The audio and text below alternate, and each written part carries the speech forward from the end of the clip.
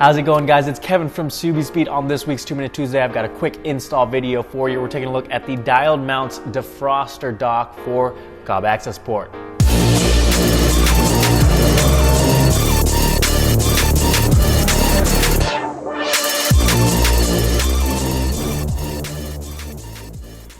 So quick preview for you here. This mount basically swaps out with your OEM defroster vent here. It still maintains that defroster function with the vents up front, but now you have a convenient place to put your Cobb Accessport to maintain all the gauges and whatnot that you have on there. Really clean design. The install is pretty simple and straightforward, so I'm gonna go ahead and show you guys what you need to do to get this installed and wired up. First things first, we need to remove the OEM vent, so go ahead and take a plastic pry tool or a trim panel tool and get under this section of the vent and then start to pry up.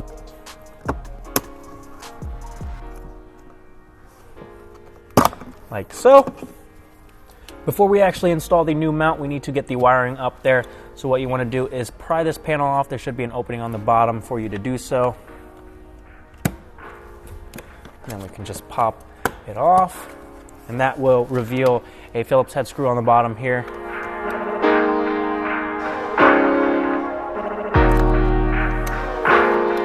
Once you've got that out of the way, you can give this panel a tug and it should pop right off. And now we have plenty of room to route the wiring for the Cobb Accessport. So grab this end here, we're gonna route it up behind the vent, this vent, and we're gonna try and reach down there to guide it through, and there we go. Now you can get the other side plugged in and then zip tie some of this wiring up to keep it nice and tidy. With that vent cover removed, you can roughly start assembling the new dock with the included hardware. If you take a look on the underside here, the retention bar here you see has an arrow on it as well as the dock itself, so go ahead and match those two up and then leave a little bit of room so you can slide it into the opening, and then we're ready to get this installed. With the wiring routed through, we just need to feed it through the opening on the underside of the dock. And to install the dock, you want to have this at sort of a 45-degree angle where the bolts are on the corners of the opening. Press that into place and then turn it clockwise, and now we can tighten those two bolts to lock it into place.